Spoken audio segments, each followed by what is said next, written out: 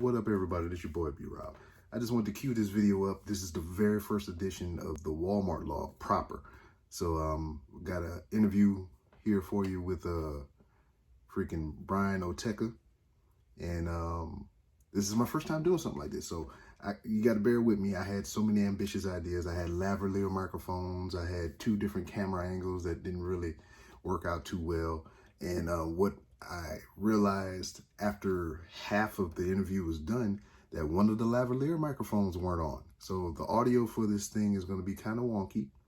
There was a lot of audio syncing going on and whatnot. So there might be small portions on there where it looks like a kung fu movie where it's like, and stuff like that. So just bear with me. This is my first time trying to do anything like this, even talking to you in a setting like this. So sit back, relax, enjoy the very first edition of the WalmartLog. Go Charlie Murphy! Perfect on the pitch. Son of a bitch. Oh, yeah, there we go. All right, joining me on this very special edition of the WalmartLog is Brian Okert. He is a fellow podcaster, graphic artist, and whatever have you. You probably do some of that too. How are you doing? How's it going, man? Yeah. So thank you for joining me here in the, I don't know what Walmart is. We're at the 242 in the Woodlands, Texas. So we're here in the Woodlands, encroaching on everybody's liberties and everything to record content That's the best way to do it, for you man. all. So let's take. Are you? Actually, you know what? I want to take a look at that Roomba real quick. Let's take a look at the Roomba because I have been. I'm like a geek, so it's like, hey, man, it's a robot. I got a cart just in case. Okay, see, there we go. Have you got to see Love, Robots, and Sex, Love, and Robots yet? No, what is that? Oh man, it's Netflix great. Educate. We're basically like a Roomba. Well, they got a bunch of different shorts, but one of them is where they've actually got a Roomba where it's like 17,000 generations in the future, and the thing is like 5 foot tall, but it literally says iRobot on it. There's an Xbox that's like generation 400. But it's still, that's the first generation of it. It sees itself and all that kind of stuff. It's not. Word. So that's your Netflix recommendation. So Netflix recommendation: Sex, Love, and Robots. So if you're hearing this, Netflix, sponsor us. Yes, sponsors. We got lots of ideas. Yeah. So what about this room that you? Do you not like to freaking vacuum? I don't like to do anything, man. I'm lazy. I'm a geek. That's the whole point of being a geek is so that you can do nothing and everything else can be done for you. What I recently got a stream deck because I'm looking to get into freaking maybe playing on Twitch and all that. Okay. Junk and whatnot. So they got this little box. It got like 15 buttons on there. They're all programmable. And you just push a button and something pops up on the screen. So it's just like, how lazy is that? Mm-hmm. Because it's better than the alternative. You get on the computer and you freaking just, all right, got to do Alt, Control, Delete, Shift, Tab. Building your macros was hard back in the day. Now it's just as simple. Even what's the voice synthesizers or whatever they have for the music, you don't even have to have music skills anymore. You can just go and there you go. You got to hit off. So, all right. It's so easy. You bring that up, how easy it is for artists, they got some good, some bad, to make music and everything. Do you think that's kind of saturating the market? Does it freaking take away from actual artists that compose, do anything like that? But I'm a little bit weird. So I could. In my mind, we can get to like Star Trek, but without having to do what Star Trek did. And in Star Trek, the way Gene Roddenberry did it, he basically killed off 80-90% of Earth. And that's not good, because if you remember when the Vulcans actually come, when Star Trek Next Generation goes back and sees them, they're literally nobody. It's just a bunch of handful of people. One guy sends up a nuke and accidentally breaks the whatever barrier, and Vulcans come. Now, we've always watched the good Kirk. But we're humans. We know what happens when we've taken everything away from us. We're going to do the bad ones. So we're going to take over the Vulcans. So the whole bad universe, that's our universe. It's like we can get there, but we have to limit ourselves to robots. C-3PO is the one. Yeah. None of that. R2, that's the top. That's the top level robots. We're already so close to 3D printed food. The space station did 3D printed food a couple weeks ago. That means replicators real soon. come on, I'm going to be sitting back in 10 years with a robot doing all my work and me just doing nothing. So you think we're gonna get to Wally numbers? Oh yeah. Look at this. I'm already getting prepped. Come on, man. I'm just getting it going, getting it ready. I know. So like, as far as podcasting goes, because you are a fellow podcaster and whatnot, what got you into it? What got you started? I fell into it, honestly. Jay Sandlin. I give credit to Jay Sandlin for almost everything I did. Shout out to Jay. Not to cut you off, Devil. I ain't gonna say the F word. Yeah, kids around. You know what I'm talking about. Jay got me into it. He brought me on to the Who Would Win show doing some art form, just little simple things, and it just escalated. And to come on the show, I liked it. Actually, I never can remember her name. Yeager, Crystal Yeager. She actually popped my cherry on my podcast, had me come on there and all that. But then Jay, and then got involved with doing Blood and Black Lace with somebody else, and that fell apart. But we're about to actually start up a couple different shows, and hopefully You say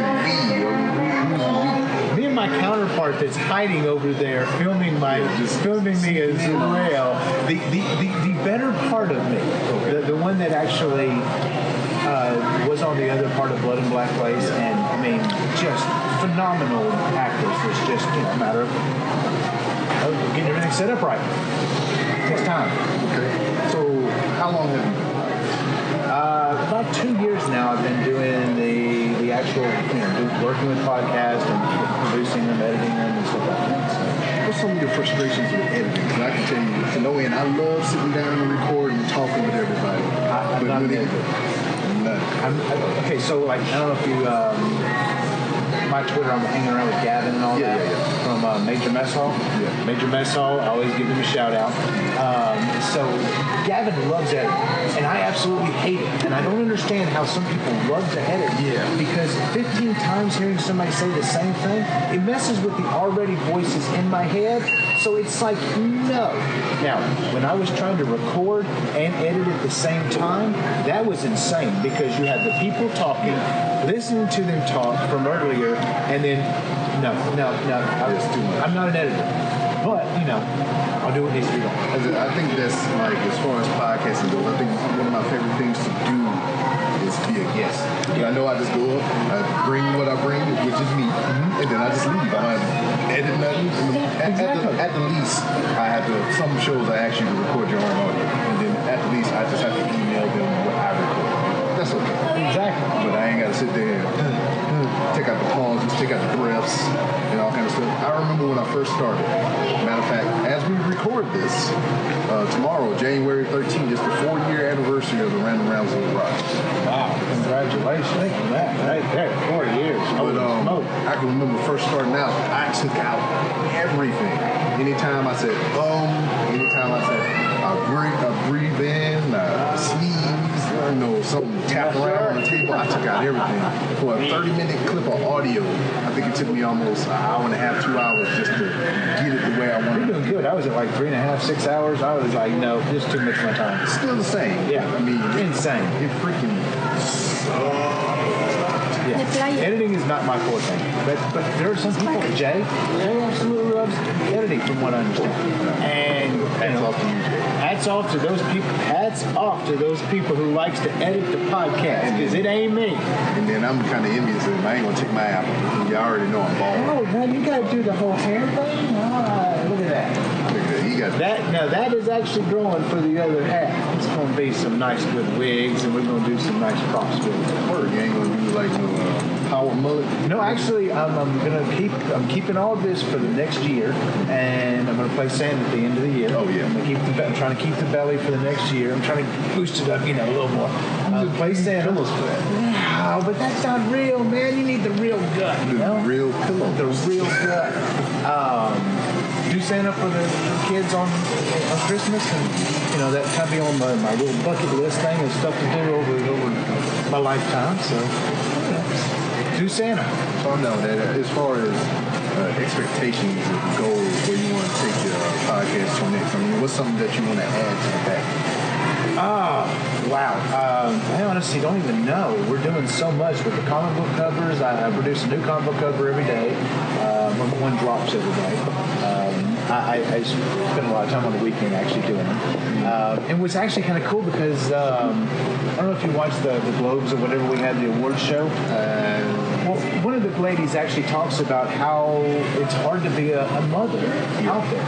And what was really cool is around the same time that they were having the award ceremony, I'm actually creating a cover, not watching, but that's one of the covers I created. And I don't know if you saw Betty Boop, where she's coming home with Goofy. Yeah. We don't know who Goofy's, or Max Goofy's or mom is. Yeah. So I was kind of like, you know what, that'd be kind of cool. If she was the mom, came home from work, and, who's worse than, who feels worse than an actor who has to leave for a while to go, be away from their kids. So, like a Victorian. Exactly. Very similar, yes. You're away from your kids for a long period of time. It's hard on them. And it makes you, it's hard on you as a parent, too. Sorry, I kind of got off track there, like I always do. This is the Random Ramsey Rob. So, but yeah, we're doing the combo covers. We've got a show called that I've been working for a long time, and it's just so hard because I don't know if you're a Trailer My Boys fan. Yeah. Okay, well, so I've heard of it. I know of it. I know the characters, but I haven't really seen the whole show. we got Pat. He does a character where he does the news and he screams for like 20 minutes. It is the hardest thing to do because it is 20 minutes of non-stop screaming, yelling, hollering, no breaking, no yelling, no smiling, and all that. I believe she can do it. Once, yeah, twice, 3 times, making it funny in the middle. It's just impossible. So I've been working on that for a while. So that's called Are You Effing Stupid? Yeah. And then we're working on a podcast, a video cast podcast of scary stories, like books and stuff. That Amanda will be doing and stuff like that. I'm doing that a while. Okay. So we're kind of going big. That's why it's taking a little bit of time. Go big and make it right. I know you create this stuff. I mean, this process. Because I have so many things on here, this being one of them, that I don't know, it takes a while to kind of gets in there, and you got to try to conceive it, and then, actually, the hardest part is actually going out and do the thing. And to me, always the hardest part has been not rushing yourself. Yeah. Because there's lots of these great ideas that I have. Oh man, I want to do this podcast. But it's not right. And if I jumped into it and ran it, it ended up crushing me. Yeah. And like the classics. I kind of want to turn the classics into that are on Redneck Rebuttal. I want to turn it into a show, but it would have killed me trying to turn that into a show, make that into a show, and doing everything else. So it's kind of like that became. It's just a weekly fun thing. Hey, sometimes the classics are so much better. This week was X-Men. The Umbrella Academy is a total rip-off of X-Men. Yeah, I've heard it was good, but I've never seen it. It's a good show. That's going to be the theme of this. You're going to reference Netflix shows that I've never seen. Oh, we should do Amazon or Hulu. Yeah. If you want to laugh, there's a funny one. All right, what's the show called? Leonard Skinner. What's the show called we've been watching? What, Lemony Snickets? No. That's on Netflix too. Kenny Fields or something. It's on Hulu, and it's about this Canadian town. It's very similar to Trailer Park Boys, just dumb. I mean, just dumb. Funny, laughable. Word. So, I mean, you brought it up just in Redneck Rebuttal. What is it? Redneck Rebuttal is our national platform. It's going to be, and my whole dream is that it promotes y'all's work, everybody else's work. Y'all's? Yours, Black people? Delvin. Bald black people. Oh like my that. goodness, now I'm in trouble. Okay, now I'm in trouble. So I'm talking about like Jay. So right now Jay actually, when Jay posts, a couple days after Jay posts, we actually repost his stuff, keep his stuff in the mainstream. And the whole point of our stuff is that Redneck Rebuttal holds none of your data. When you post something, it comes through us, and there's a link on our front page and on our category pages, but we don't hold any data. We get none of the SEO stuff. We get none of the push from it. None of it. That's kind of the whole point. Other sites do it a little different. I'm a little weird. I want to do it the right way. And that's a lot of things within the podcasting community that a lot of people are not aware of. Scams. I've known people to join like these podcast super groups and everything, and they'll be like, "Oh yeah, just cancel your podcast hosting. Jump on with us. We'll host your RSS and all this other crazy stuff." And what they're doing is they're taking your downloads and they're taking your traffic and they're just funneling it all into this super group or whatever. Now, not to dig on some of them, because some of them, when they do that, they share the profit in as far as sponsorships or whatever. So you get some of the guys with Harry's, the Rangers and stuff, which you probably don't know nothing about. Or the what's that, the ball clippers. Don't know about that either. Manscaped. It's deceiving me. If I took all this off, it's just hair. Well, I mean, Java and Chewy had a baby, and it's me. Java Chew. Java Chewy. It's like a Pikachu. Like a Pikachu. Java Chew. I'm smaller, but, just as big and around. Java Chew.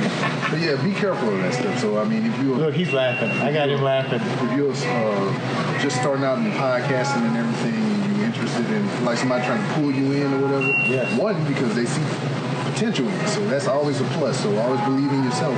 But just be careful of some of their practices or whatever. If they're trying to manage you on a certain time schedule, I mean, that can benefit, but if it's outside of your window and how you feel comfortable doing the show, Slow and steady wins the race. And it just, I can't stress taking your time and knowing what you're doing, knowing how to edit, knowing every process of the podcasting before you jump in head first. Because I'll be honest with you, I didn't. And it took a lot of hard work to try to figure out what I was screwing up. And anybody, I just say, take your time. You'll get there.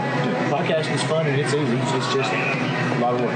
And then I'll even speak to the other spectrum of that, because I did the opposite of what he said.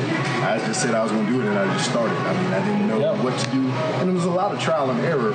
But for me personally, I think from episode 1 to now 205 is just you can see the progression, you can see the growth or whatever. And that's what kind of drew me into doing it that way, is because people like to see the come up. Exactly. Just like, all right, you seen them. I started podcasting on the iPad with a USB microphone from my closet. And now, I'm still somewhat in the closet. The problem is, and like you said earlier with that, is it's oversaturated. Yeah. We've gotten to a point now where you need to you got to shine a little bit, and you shine. You just need, who films in a Walmart? Because I'm bald, too, right? Who films in a Walmart? Me. Now, see, I honestly thought that you were just going to just rag me on the birthmark thing. And see, I would personally, every time somebody said it, be like, I got hit last night. And just mess with them. Just mess with them as much as possible. Because, But, you are saying I don't know. I got all lost on track. But What happens a lot with me? But what I was alluding to earlier, I'm kind of hungry. Yeah, we can grab something to eat. Yeah, we're going to get something to eat. What do they have? It's a Walmart. Delicacies. McDonald's? They got a Walmart in here. Word. I was still interested on how that audio gonna sound. So what's your end goal with podcasting? Oh man, that is a good question. Ultimate, like short term, like right now, as this audio is probably crap because I'm playing with the mic. For it to take care of itself, pretty much. Just sponsorship wise, or just any kind of revenue I can get in for it to take care of itself. That's like the ultimate goal, for it to be self-sustaining and anything like that. So to have something like either a radio station pick you up, or Well, I mean, I don't know, because that kind of goes back to what I was saying earlier about like people getting sucked into these different podcast groups and whatnot. It's just like you kind of at their whim or whatever. You know what I mean, they got like those groups. Some of them, they got like certain visions of what they want their network to be and all that other stuff and whatnot. And I'm not like really down with that, because I feel like if I got sucked up into a radio station or anything like that, it's almost like I'm their thing instead of my thing. right. Well, okay. My thing is, I'm thinking like take Joe Rogan for instance. Yeah. Now, the problem with taking somebody like Joe Rogan and almost everybody that's big out there is the fact that they came from a Hollywood.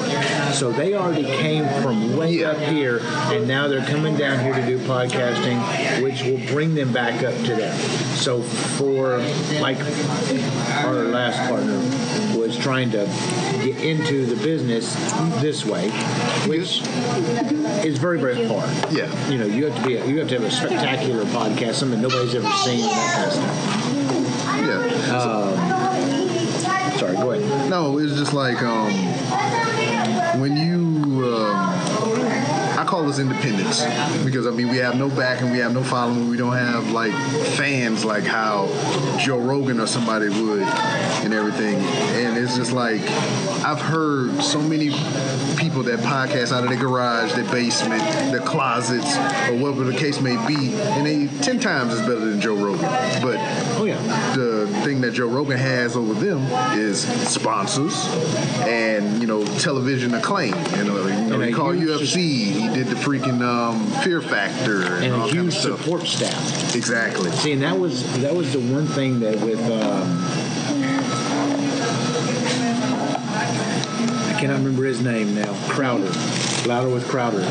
When Louder with Crowder came on Joe Rogan and they started like bantering back and forth, Crowder said, "No, we're not going to do that. You have your people behind you feeding you information. Yeah. I don't. We're not going to do that whole back and forth." Support staff versus not. Even Crowder has a support staff now. But Crowder came from MSNBC down or wherever he came from. Yeah. So it's still it's just one of those things, man. It kind of sucks because there's a lot of people that I listen to, and they have the potential to freaking take it to the next level or be on that next level, and they just don't have the backing to it. I mean, Jay, for instance, between his storytelling, his verse matches, what happens next, there's no way he shouldn't have his blue check and already be gone.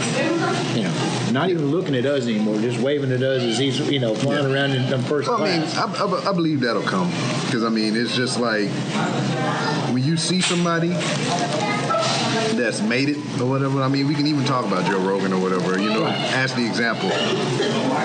I'm not going to say he doesn't deserve that because he's been doing comedy for years. He's been doing sports analytics for years. What was that show? Fear Factor. News Radio. Yeah. When he was on News Radio, I loved him. Yeah. I still love Joe Rogan. Yeah. I'm just saying he's one of the big boys. To get there, it's very, very difficult. But I'm just thinking, if like a KTRH came and said, "Hey, can we put your stuff on at midnight, 1 o'clock?" That's kind of like, to me, I'm thinking podcasting, that's the ultimate goal, is to get national broadcast. Yeah. To actually have somebody like an MSNBC pick you up for your voice and say, "Hey, we like your voice. We just want you to do the radio, that kind of stuff." That's my thinking. Yeah. I mean, is the goal for podcasting to lead into other things like voiceover work? Yeah. Yeah, I mean, ultimately, anything you do should, lead you into different things or whatever. Because I mean, you shouldn't just want to be stagnant and stuck with the one thing and whatnot. Because I mean, I would like to do movies. Not a lot of speaking roles or nothing like that. I'd rather just be the guy sweeping up in the background, awkwardly staring into the camera like I ain't supposed to be. But I mean, if those are built off the back of the podcast and anything that I do, then I'm fine with that. And see, that's kind of what I guess that was my question. Is the entertainment industry where you're going with this? Is the whole goal to be an entertainer? And you already are an entertainer, but you get what I'm saying. I think it's just more of I want this to take me places to bring it back to the podcast. So if I have the opportunity to be in a movie, for instance, I want that movie to bring people back to the podcast. Okay. Or if I'm able to do a radio spot on somebody's radio show, I want that opportunity to bring people back to the podcast or whatever. And also bring other people into the podcast, more potential for better guests or, opportunities at getting better guests. Things like that. So it's all in the vein of podcasting. There is nothing wrong with that. But yeah, and I'm, from what I'm told, movie checks are more lucrative than podcasting checks. I've heard that myself. Yeah. No, the major stars.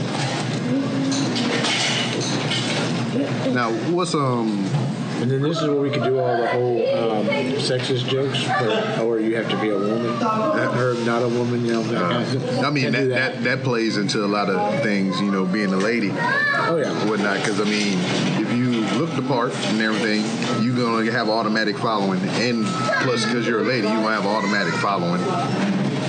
Another thing is a lot of the saturation in some of these things or whatever is just like, because it's a lady doing these things, like streaming, podcasting,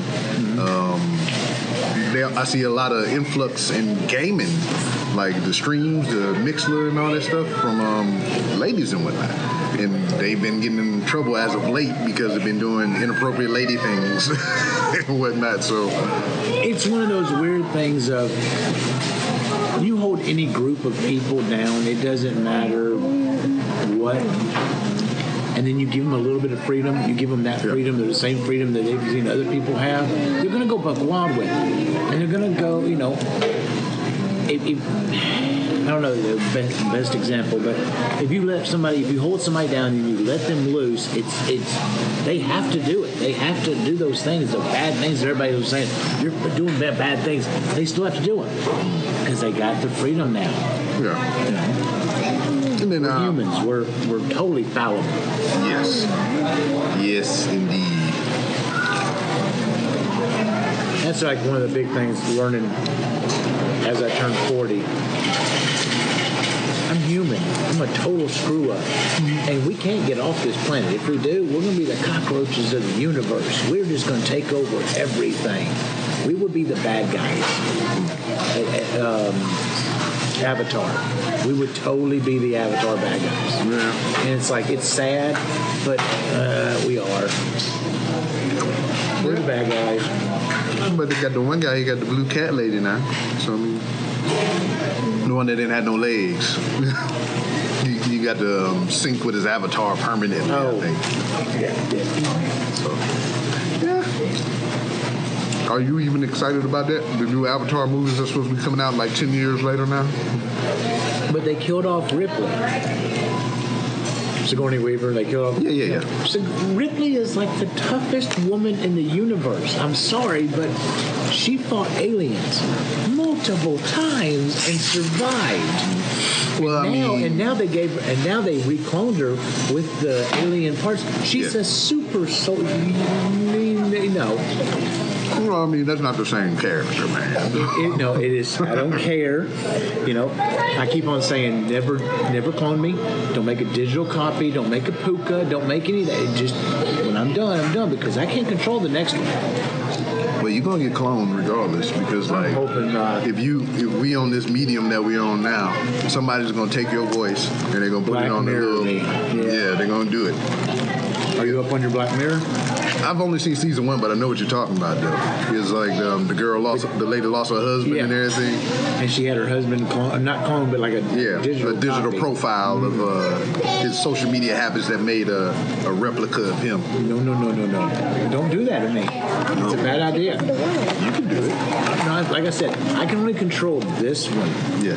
The next one is well, what about I think they got that show on either Netflix or Prime or something like that. With Paul Rudd in it, to where he went to this place and they made a clone of him. Yeah, Living with Me or something like that. Shout outs to Netflix sponsors. Very, very good. So you've seen it? Oh yes. All right. Watch the whole thing. Ready for season 2. So I have not seen it. I told you that's the theme of this recording. I hadn't seen it. The Ozark. I have not seen it. My wife watched it, but I hadn't seen it. The Shield. Did you watch The Shield? Oh, yeah. Hell yeah. You remember how The Shield never stopped. Just bam, bam, bam. One thing after another. That's how the Ozark is. And it's one thing after the next. Just you never stop. You never get a break. I talked to somebody about The Shield most recently, how it ended and whatnot. What do you think about the ending? Perfect. Well, okay, because you understand, Vic Mackey being stuck in an office, He got away. that was his prison. No. He's still in prison because everybody knows who he is. And beforehand, And he can't hide anymore. Beforehand, he could hide it and all that. He doesn't have his gun. They took his gun away. Yes, it was in the lockbox at the end, but he is still in prison. Everybody knows who he is. He has no family. Nobody wants to talk to him. None of his friends will talk to him. His friend, the one last friend he had that wasn't dead, is in prison. We'll never talk to him again. He's got, 7 years of working for the DEA, and then he's out. He's out. And then there's nobody's going to hire him. He can't get a security job. That boy is going to be done. He's in prison. So in the age that we live in, to where they freaking reboot and rehash and anything like that, do you think there's a opportunity for them to do a continuation with the Shield? Oh yeah, totally.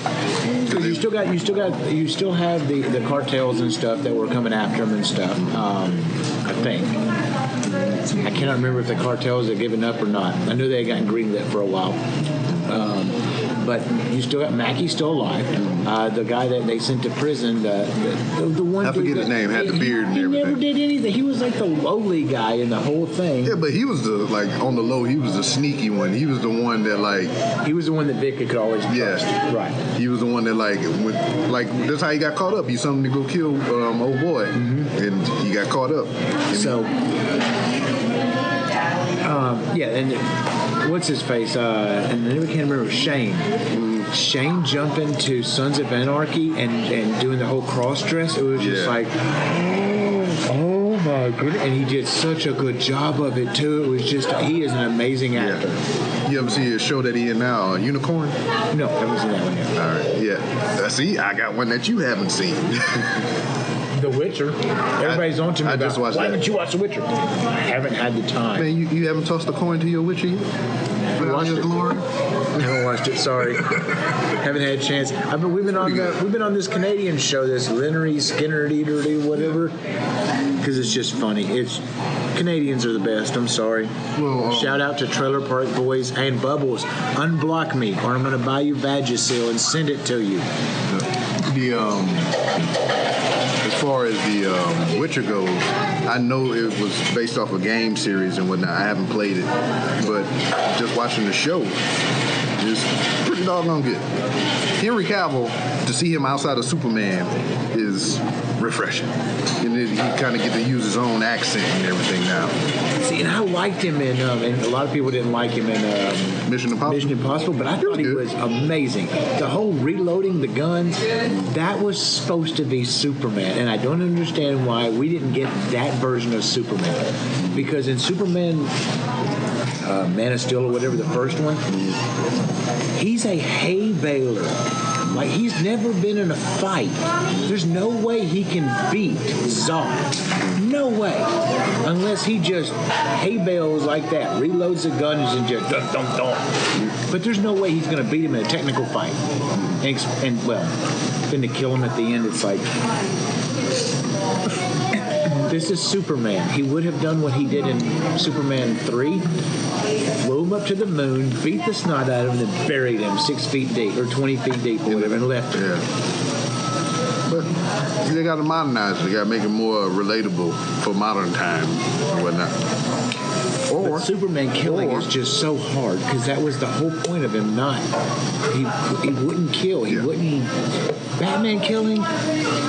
Batman not killing is actually the opposite of Superman killing, because Batman not killing the Joker, for every life that the Joker takes after Batman had the opportunity to stop him, is a life that Batman, Bruce Wayne, is now responsible for. So every 1,000 lives that Joker takes, that's Batman's responsibility.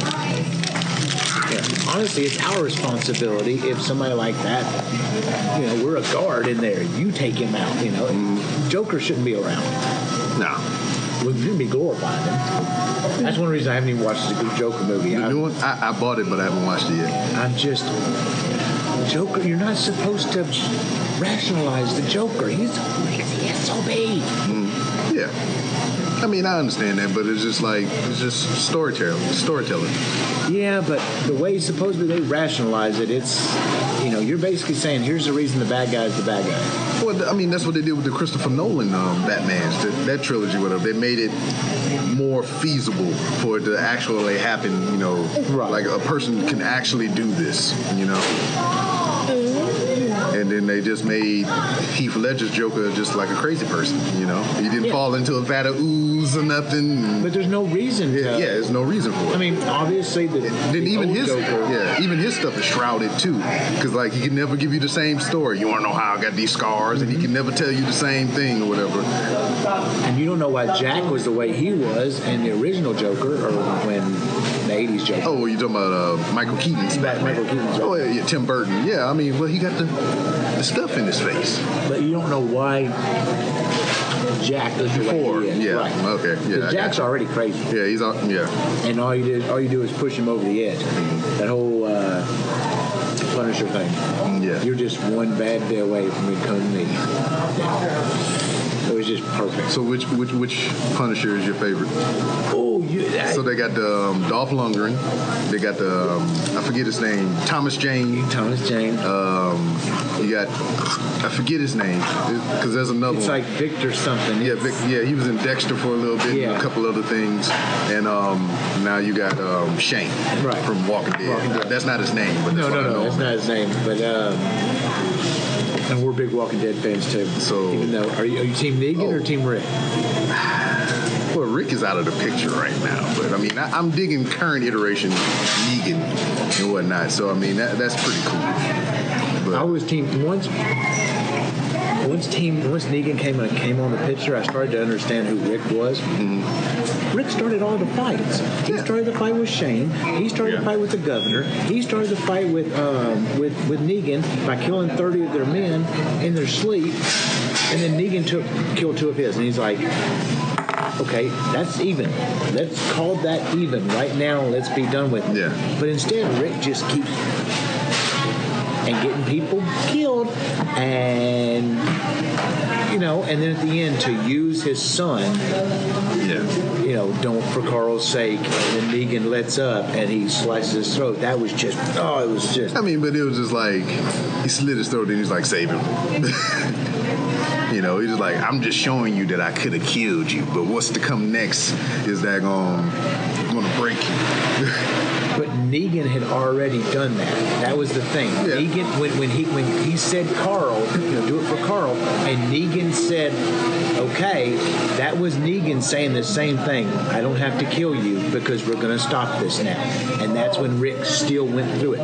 It's the whole thing that's happening right now with the Iranians and all that. We kill their general. They try to bomb us. It doesn't actually hurt us, We could Rick it and go kill another couple people. Or we could just sit back and go, we're done, guys. We're Negan it right now. We're done. We're done. Iran's not going to stand. They're going to come after us again. We're going to have to fight.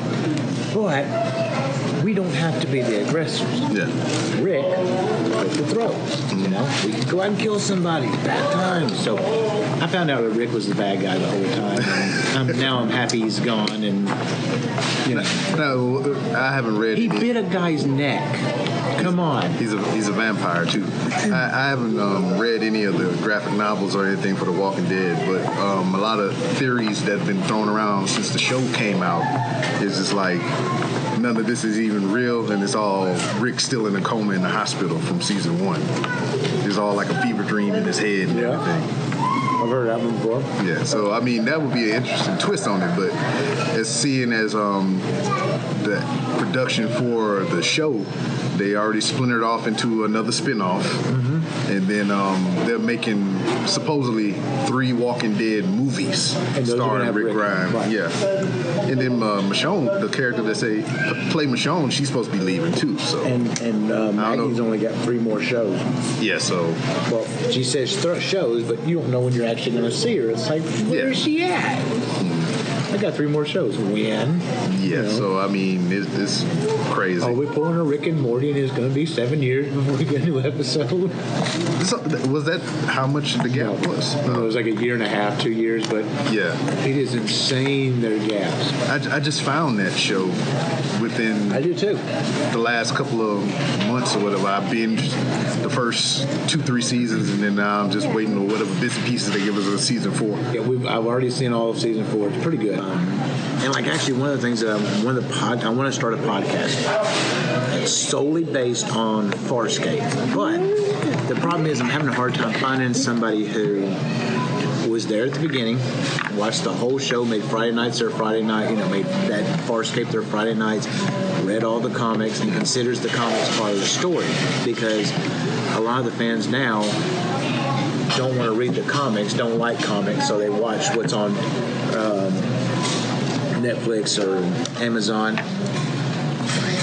It's like, but that's not the whole story. You're a diehard fan back then. You watched every Friday night.